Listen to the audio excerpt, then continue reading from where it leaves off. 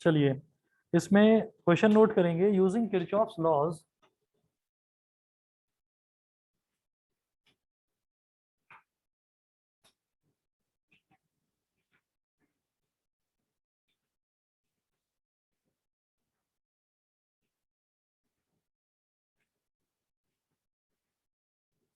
using Kirchhoff's laws in the electrical network as shown in figure, in the electrical network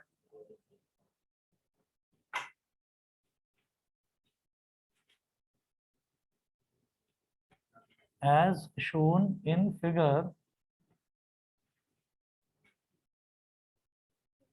as shown in figure, comma, calculate the values of, calculate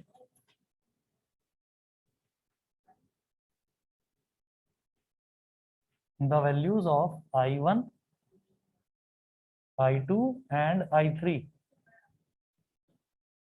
I1, I2 and I3। अब network दे रखा है यहाँ पर,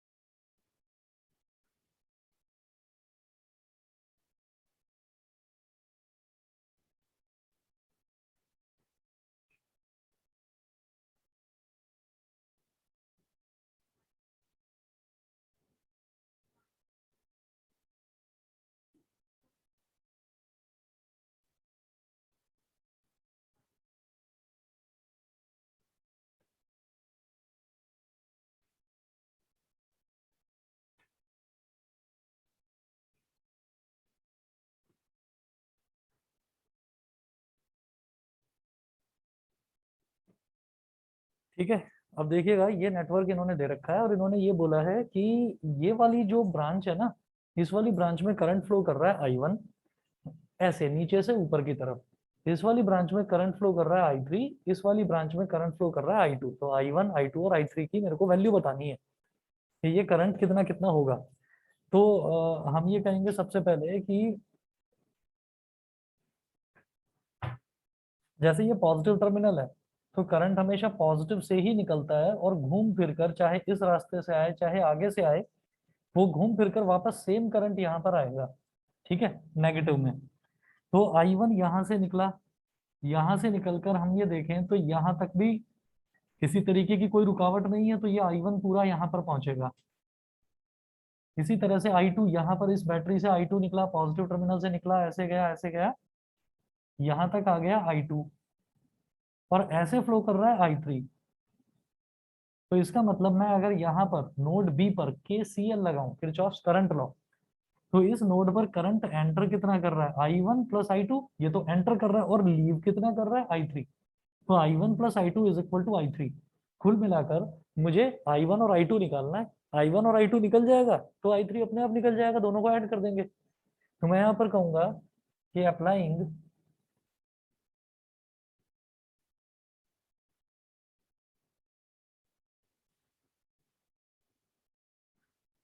applying KCL at node B, node B पर KCL लगाएं तो current entering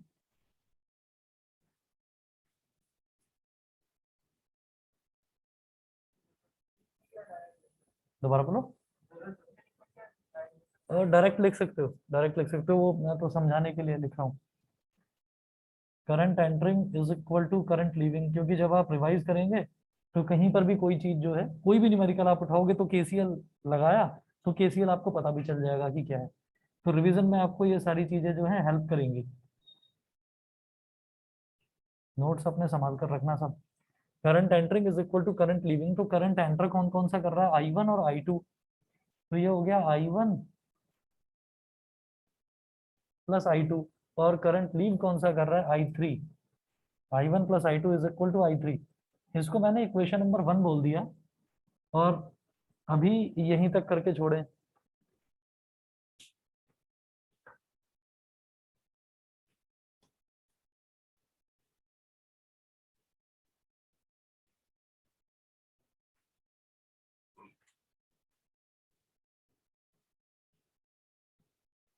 अब इसके बाद में बात करूंगा कि मैं यहां से ए से स्टार्ट करूंगा, A B E F A.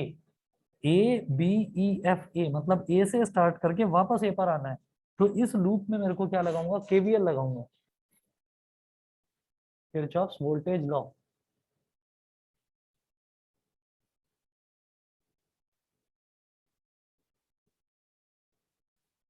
Applying KVL in the loop, in the loop A B E F A.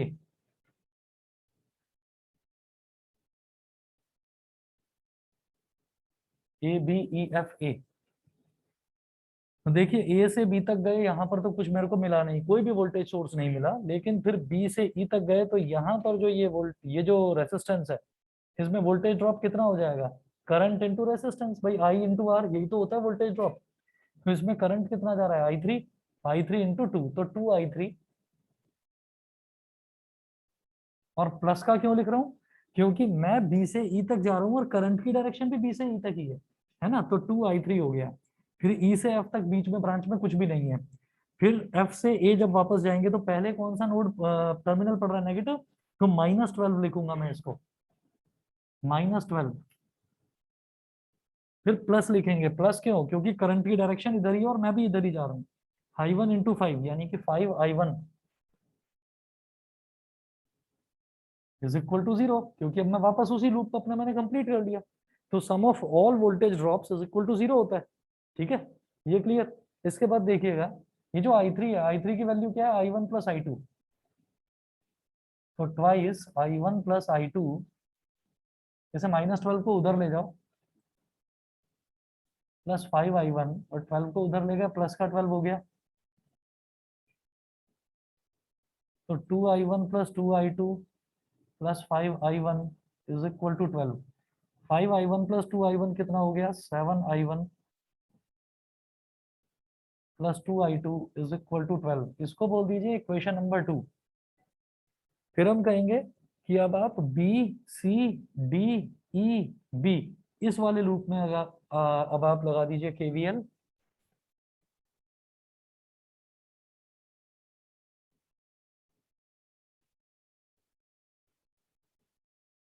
Applying KVL in the loop,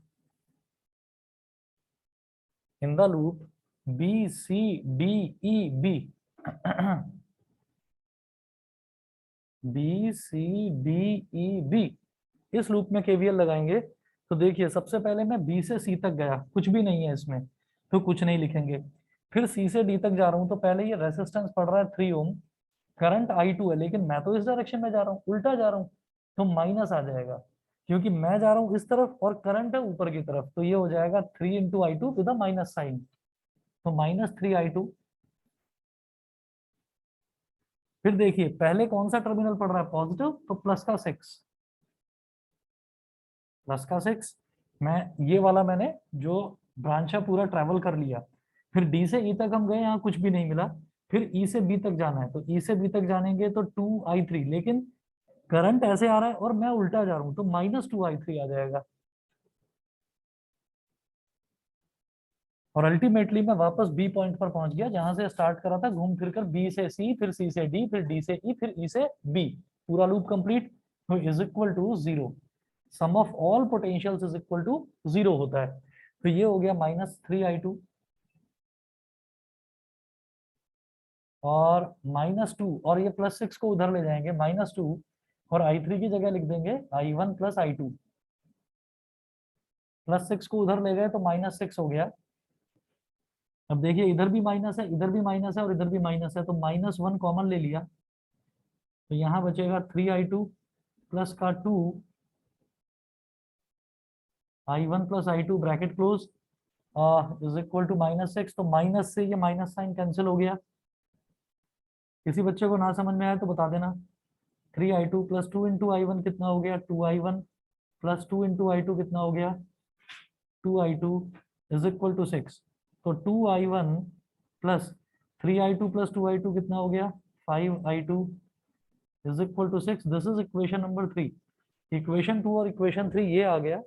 अब ये देखिए ये इधर 2i2 है और ये इधर 5i2 है, तो 2 और 5 का एलसीएम क्या, 10 है ना।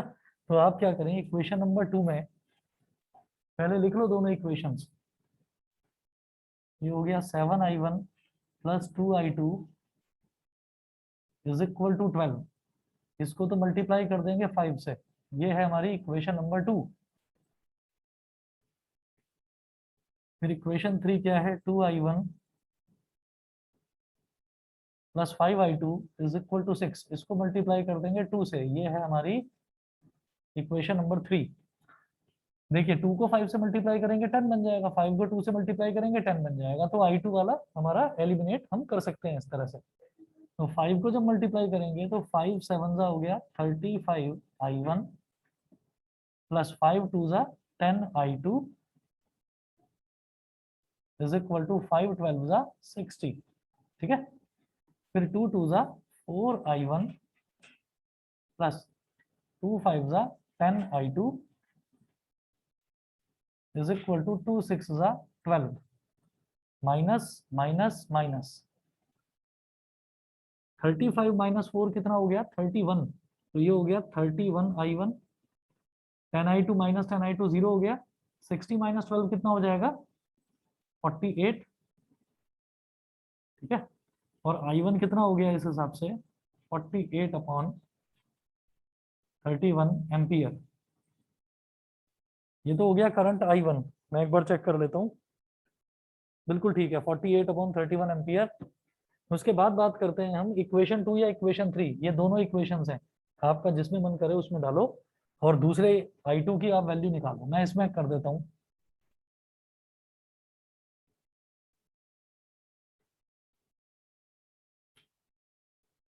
Put this value in equation 2। मैं i1 की वैल्यू को इक्वेशन नंबर 2 में डाल रहा हूँ। तो 7i1 यानी कि 7 × 48/31 + 2i2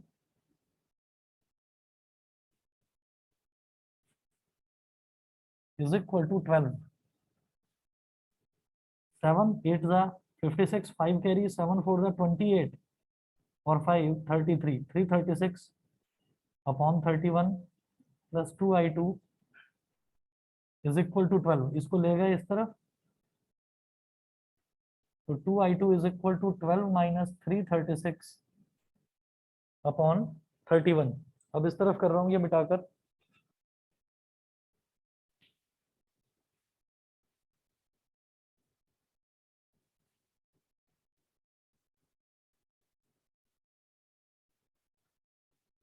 अभी देखिए जब एलसीएम लेंगे तो ये दोनों मल्टीप्लाई हो जाएंगे। तो 2i2 is equal to 12 1 12, 1 carry आ गया, 12 3 36 और 1 37, 372 - 336/31। 72 - 36 कितना हो जाता है, 36। तो ये हो गया 36/31 और 2 18 36। तो i2 की वैल्यू हो गई 18/31 एम्पियर।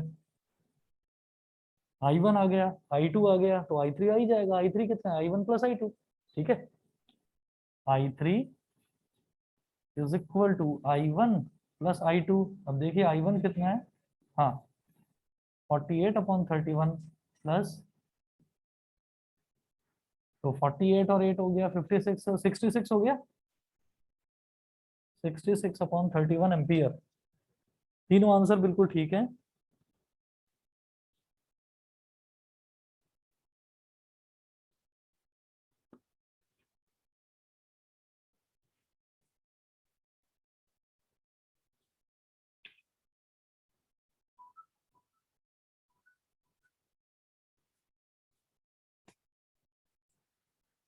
चलिए जी, अगला क्वेश्चन देखेंगे। Two cells of EMFs। बेटा ये ऑनलाइन वाले बच्चे बता दीजिए, सबको समझ में आ गया इतना? Yes sir. Yes sir. ठीक है, यस सर। Yes sir. चलिए जी, okay okay.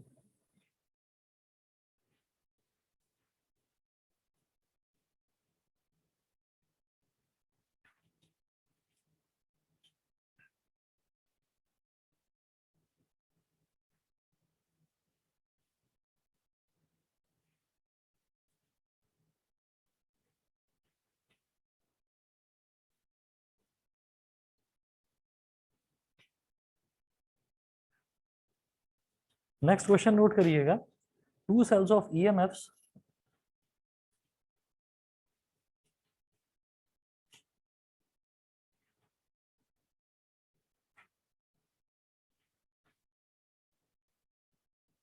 two cells of EMFs 1.5 volt and 2 volt, 1.5 volt and 2 volt, and internal resistances 1 ohm and 2 ohm respectively, and internal resistances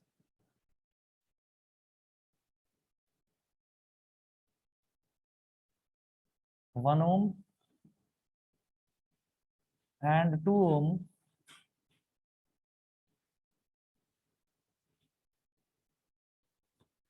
1 ohm and 2 ohm respectively are connected in parallel so as to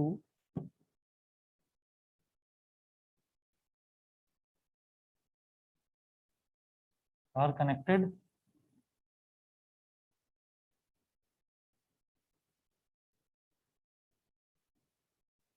in parallel so as to send current in the same direction,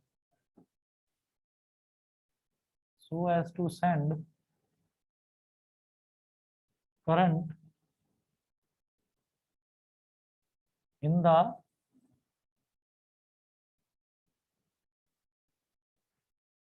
so as to send current in the same direction through an external resistance of 5 ohm.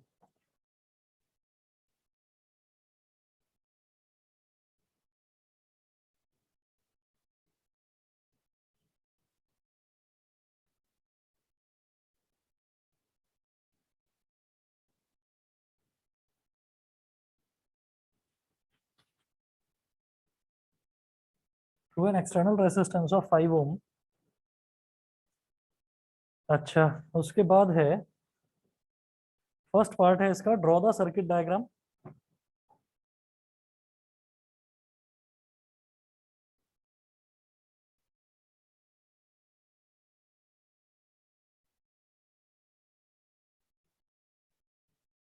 Draw the circuit diagram, first part.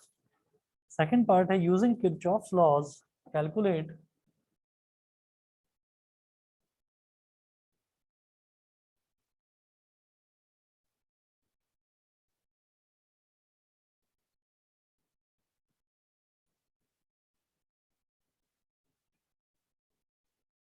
Using Kirchhoff's laws calculate, A है current through each branch of the circuit,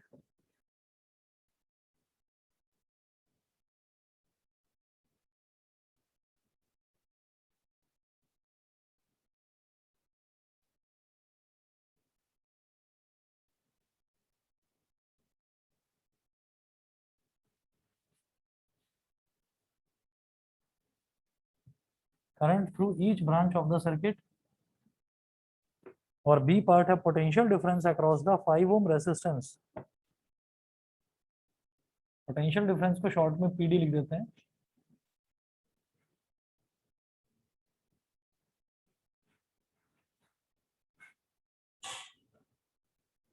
across the 5 ohm resistance. तो पहला जो काम है जो important है वो ये है, ड्रॉ द सर्किट डायग्राम। तो सर्किट डायग्राम बनाना इंपॉर्टेंट है लेकिन मुश्किल बिल्कुल नहीं है, आप देखिएगा कैसे इसमें करना है। सबसे पहले ये देखो कि इन्होंने बोला क्या है कि 2 cells of EMF 1.5 volt and 2 volt. तो 2 सेल दे रखे हैं, मतलब 2 बैटरी दे रखी है मुझे। तो उनके बैटरी के अंदर का जो वोल्टेज है वो दे रखा है 1.5 वोल्ट और 2 volt. And internal resistances 1 ohm and 2 ohm respectively are connected in parallel. तो पहली जो लाइन है पहले उसके हिसाब से ये जो दो आपको सेल्स दे रखे हैं इनको पैरेलल में कनेक्ट कर दो। ठीक है, पैरेलल में कैसे करेंगे कनेक्ट, देखिए।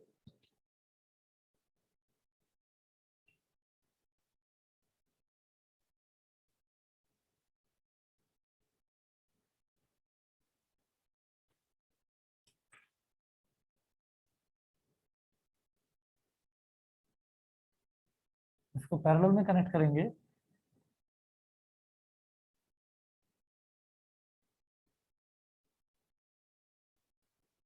तो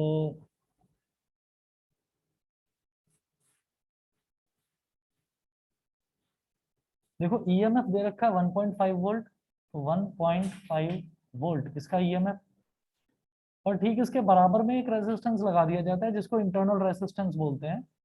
वो कितना दे रखा है, 1.5 वाले का 1 ओम दे रखा है, 1 ओम।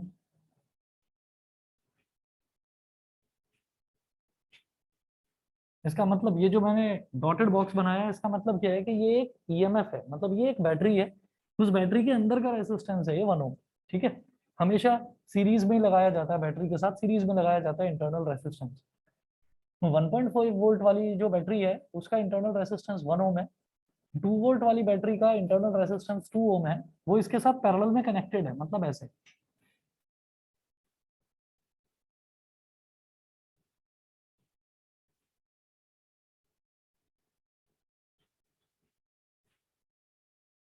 तो 2 वोल्ट और इसका है 2 ओम।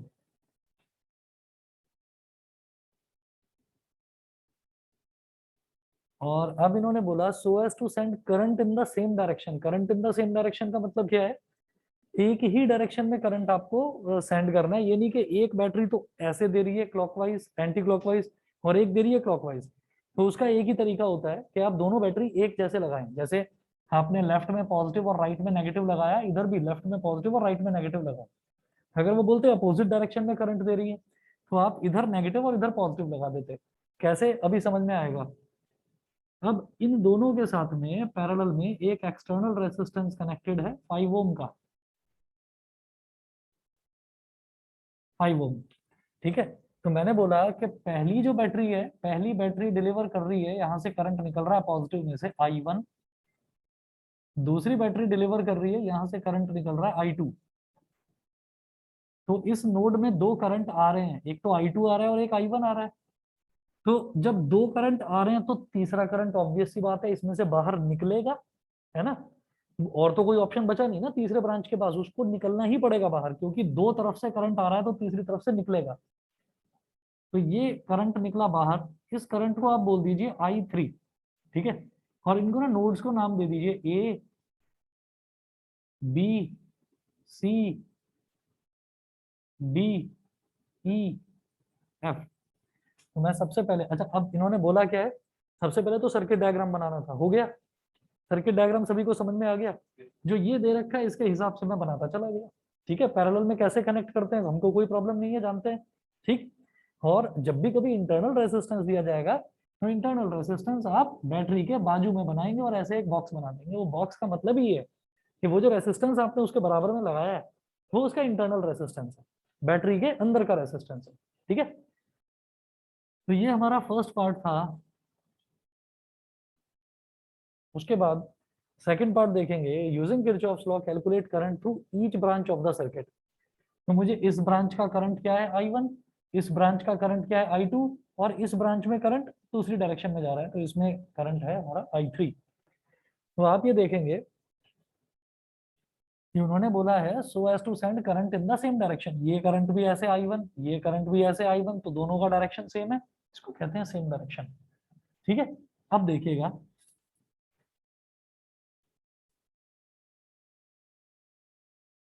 सेकंड पार्ट का ए पार्ट सॉल्व करने के लिए सबसे पहले कहेंगे अप्लाई केसीएल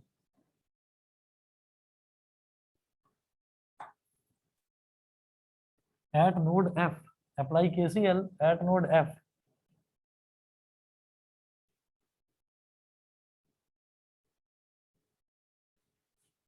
ये हो जाएगा करंट एंटरिंग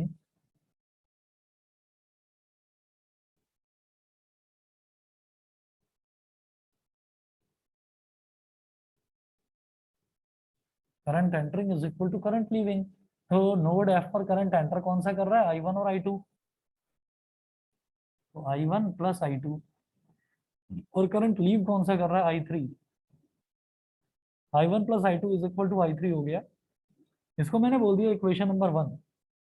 फिर कहेंगे कि अब मैं ABCFA इसमें मैं KVL लगाऊंगा।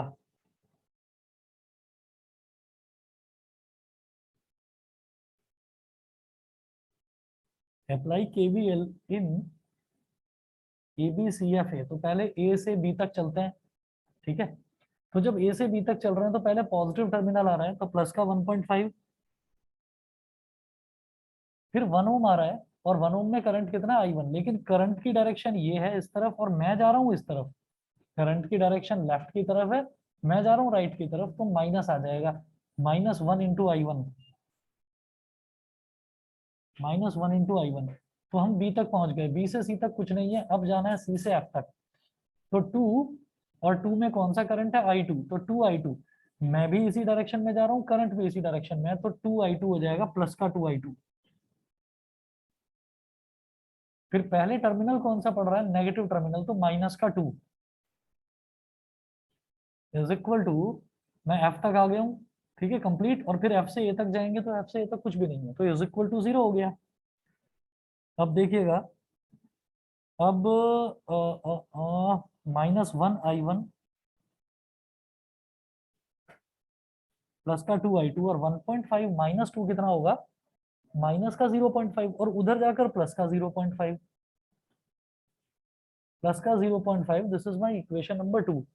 ये करने के बाद में फिर देखते हैं,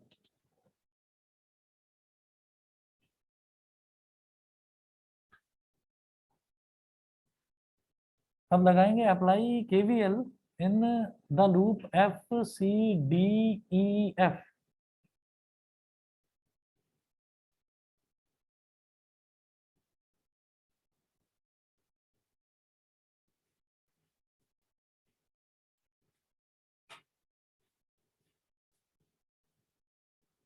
KVL in the loop FCDEF,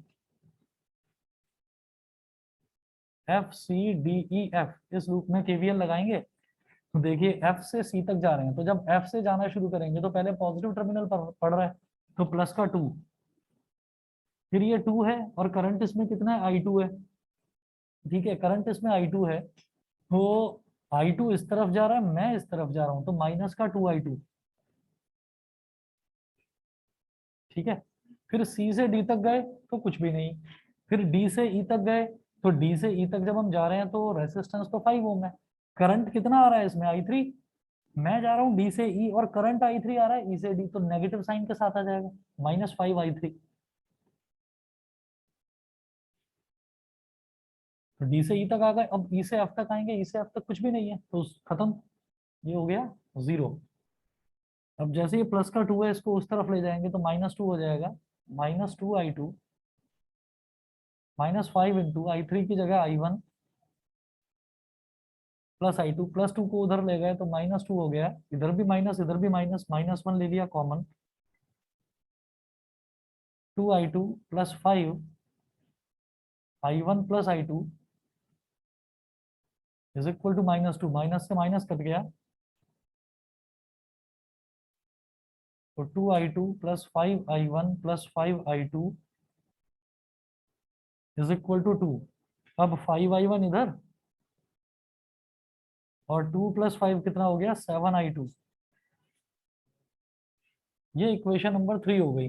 ठीक है, अब आसान हमारे लिए क्या है कि ये वाली जो इक्वेशन है इसमें देखिए -1 दे रखा है, तो आप इसमें क्या करो 5 का मल्टीप्लीकेशन कर दो, ये -5 बन जाएगा, ये +5i1 है ही, फिर दोनों को ऐड कर देंगे। ठीक है, तो i1 वाला जो टर्म है वो एलिमिनेट हो जाएगा। समझ गए कि नहीं? ठीक है, एक बार जरा करके देखिए, i1 i2 और i3 की वैल्यू निकालो। आप करके देखो, मैं बस 1 मिनट में आ रहा हूँ पानी पीकर, है ना। सिंपल, अब तो पेयर ऑफ लीनियर इक्वेशन की तरह कर लेंगे। एक बार ट्राई करिए, मैं भी आता हूँ।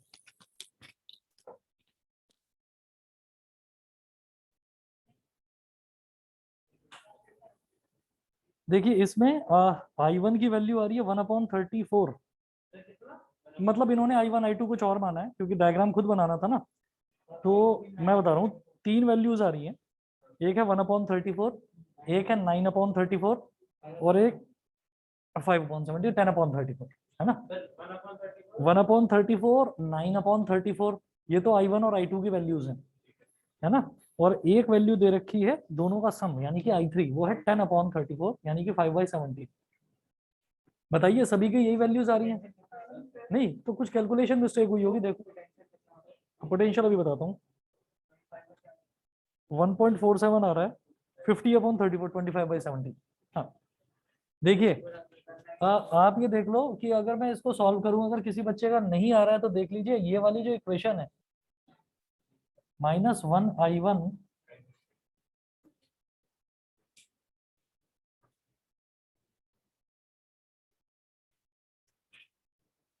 -1i1 + 2i2 is equal to 0.5। ये इक्वेशन नंबर 2 है, मैंने इसमें ना 5 को मल्टीप्लाई कर देना है इक्वेशन नंबर 2 में, और इक्वेशन नंबर 3 को एज इट इज छोड़ दो। 5i1 + 7i2 is equal to 2, इसको एज इट इज मतलब इसमें 1 मल्टीप्लाई कर दो। अब देखिए ये क्या हो जाएगी, -5i1 + 5 2 10i2, 5 × 0.5 2.5, फिर 1 से मल्टीप्लाई करा, 5i1 + 7i2 is equal to 2। अब दोनों को ऐड करेंगे तो -5 + 5 कैंसिल हो गया, 10 + 7 कितना हो गया 17i2, और 2.5 + 2 कितना हो गया 4.5, तो i2 कितना हो गया 4.5/17। नहीं आ रही है वैल्यू? ये आ रही है ना। सर और यही वैल्यू आ रही है। हाँ हाँ ठीक तो है, ठीक है। तो आप ये देख लो, इसको पॉइंट गया तो नीचे 170 आ गया, तो 5 9 जा 45, 5 3 जा, ये 9/34 आ रहा है। अगर 4.5/17 आई है ना अभिनव, तो ठीक है, 9/34 ही है, ठीक है। हाँ सही है भाई, 4.5/17 भी छोड़ देंगे तो भी ठीक है, तो भी ठीक है। हाँ 9/2 हो गया, हाँ 9/2, 17 × 2 34 हो गया। ठीक, अब बताइए ये i2 आ गया, फिर i1 निकाल लेंगे अपने आप। हाँ, i1 अपने आप निकाल लेना, i3 क्या हो गया i1 + i2। तो सर अगर हम 17 ही डिनोमिनेटर में छोड़ दे तो कोई प्रॉब्लम तो नहीं कोई होगी ना? प्रॉब्लम नहीं है, कोई प्रॉब्लम नहीं है, बिल्कुल ठीक है। याद रखना Kirchhoff's current law, voltage law, इसमें जो i1 i2 की अजीब वैल्यू आती है, फ्रैक्शन में ही आती है। ठीक है, तो कोई ये ना सोचे कि प्रॉपर वैल्यू नहीं आ रही है तो शायद मेरा आंसर गलत होगा, बस आप तरीका सही लगाना। ठीक है, बस ये डायरेक्शंस का ध्यान रहे कि मैं किस डायरेक्शन में जा रहा हूँ। अगर मैंने कदम बढ़ा दिया कि FCDEF के मुझे ऐसे ही जाना है, तो करंट आता रहे उल्टी डायरेक्शन में, मुझे नेगेटिव साइन लगा के उसको सीधा कर देना है। ठीक है, मैं अपनी डायरेक्शन चेंज नहीं करूंगा। समझ गए ना। तो बस अपना जहां आपने कदम बढ़ा दिया, ये मत सोचना कि मैंने कुछ गलती कर दी है, आप उसी डायरेक्शन में चलते जाओ। करंट का डायरेक्शन उल्टा हो रहा है तो माइनस लगा के सीधा कर दो उसको, बस ये करना है। आगे देखते हैं, use Kirchhoff's law to write. हाँ हाँ, इंटरनल रेजिस्टेंस ऐड होगी। हाँ ठीक है ना, ये और ये तीनों के तीनों आपका जो है पैरेलल में ही कहलाएंगे। ठीक है, समझ गए कि नहीं? ऊपर क्या है? हाँ अच्छा, मुझे उस दिन पता ही नहीं था कि तुम ऑनलाइन हो। तुम प्रबल और ये उत्कर्ष थे नहीं।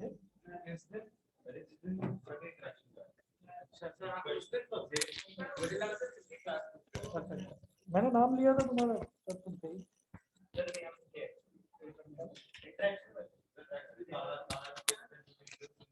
Okay okay.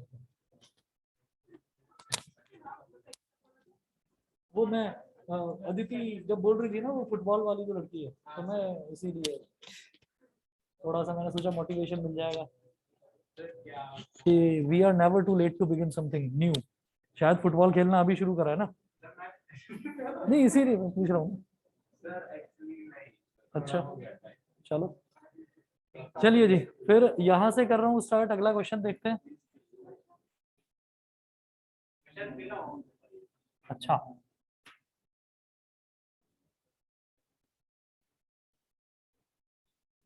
बाकी तिवारी जो है वो खेलता ही है, वो बता देगा, अभी ऑनलाइन बैठा हुआ है। अच्छा अच्छा, बास्केटबॉल, मुझे लगा फुटबॉल खेलता है। फुटबॉल ये खेलेगा तो किसी को खेलने ही नहीं देगा, लंबे लंबे पैर है, कहीं भी टांग अड़ा देगा। हाँ, अभी पता नहीं सुन भी रहा है या नहीं। नहीं नहीं, सुन रहा है। ये पता नहीं, शायद मुझे लग रहा है शिवांश के यहाँ पर ही है। ये बास्केटबॉल की ना आइकन बनाकर भेज दिया इसने यहाँ। घर पे हूँ सर, घर पे हूँ। ओके आ गई आवाज, आ गई आ गई। इसका मतलब बुलेट चालू है अभी। चलिए जी, अगला क्वेश्चन देखते हैं। Use Kirchhoff rules to write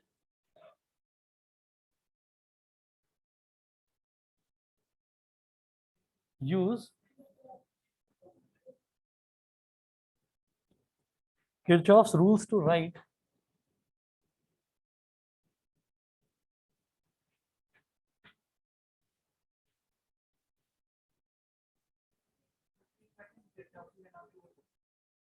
हाँ,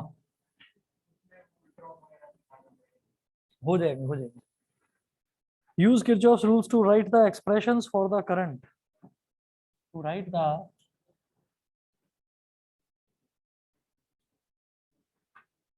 expressions for the current for the currents I1, I2 and I3 in the circuit diagram. I1, I2 and I3 in the circuit diagram shown in figure.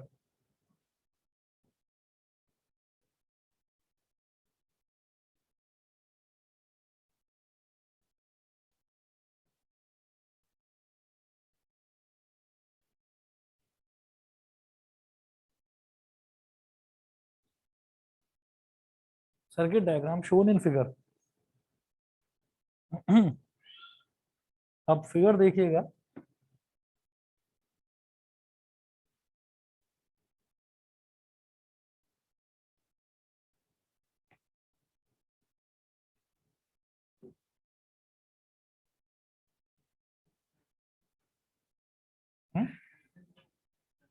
Internal है, internal.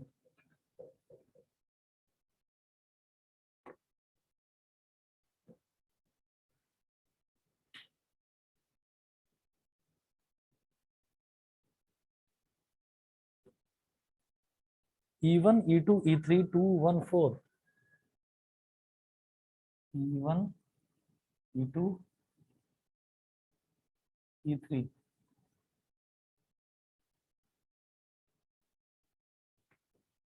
R1, R2, R3, 4, 3, 2।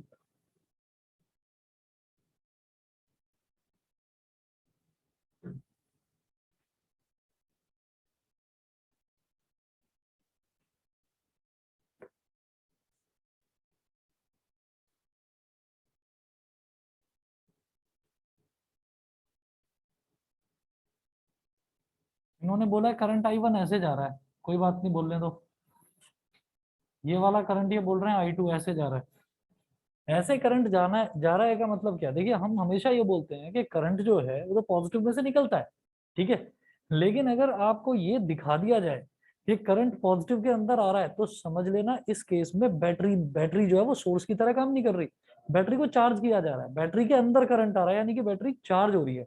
Battery के positive terminal में से current अगर बाहर निकल रहा है, तो समझ लो बैटरी इस टाइम जो है डिस्चार्ज हो रही है, ठीक है। तो ये बैटरी चार्ज हो रही है, और ये जो सबसे बड़ा सेल है इसमें 4 वोल्ट का, तो यानी कि सबसे ज्यादा वोल्टेज है इसकी, तो ये डिस्चार्ज हो रही है, तो ये करंट दे रही है इसको और इसको चार्ज होने के लिए, I1 और I2, और यहां से करंट निकल रहा है I3। I1 I2 I3 circuit diagram बता दीजिए बेटा, सबको क्लियर है? Yes sir. ठीक है। I1 की वैल्यू लिखिए, I1 की वैल्यू है 2/13 एम्पियर। आंसर लिख रहा हूं, क्वेश्चन आप लोग खुद करेंगे, होमवर्क है। I2 की वैल्यू लिख रहा हूं मैं 7/13 एम्पियर। यही निकालना है, ठीक है।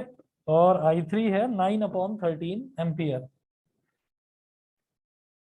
ये आंसर है, सॉल्व आपको खुद करना है, ठीक है। फंडा याद रखना, कहीं भी कोई भी लूप बना दो, जैसे मान लीजिए मैंने ये बना दिया, मान लो मैं इसको नाम दे देता हूँ ऐसे A B C D E F, तो मैं A B C F A में अगर चल रहा हूँ तो ठीक है। यहाँ पर सबसे पहले पॉजिटिव टर्मिनल पड़ रहा है तो 2 वोल्ट, फिर मैं भी इसी डायरेक्शन में जा रहा हूँ, करंट भी इसी डायरेक्शन में है, तो 4 × I1। फिर इधर आएंगे, मैं ऐसे आ रहा हूँ लेकिन करंट उल्टी डायरेक्शन में, -3I2। पहले नेगेटिव टर्मिनल पड़ रहा है -1 = 0, ठीक है। तो आप देखेंगे दोनों लूप्स में लगाइए KVL और आंसर निकालो। और KCL लगाकर क्या समझ में आता है कि यहाँ से I3 आ रहा है, इधर I2 जा रहा है, इधर I1 जा रहा है, तो करंट लीविंग क्या है इस टाइम, I1 और I2, और करंट एंटरिंग है I3, तो I3 = I1 + I2 यहाँ पर भी है। वो आंसर से भी समझ में आ गया होगा, 2/13 + 7/13 = 9/13। ठीक है, करेंगे, एक बार ट्राई करिएगा, ठीक। जो बच्चे कर लें वो फोटो खींच के मेरे को होमवर्क अपना सेंड कर देना, बस ये क्वेश्चन दे रहा हूँ आपको, ठीक है।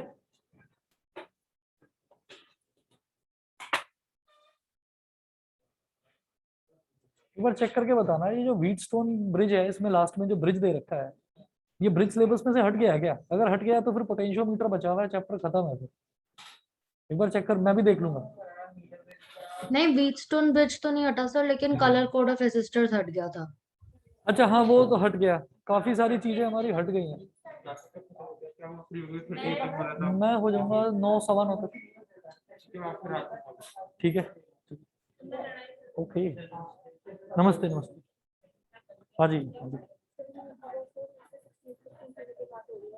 एक मिनट बेटा, मैं तो मीटिंग एंड करूंगा।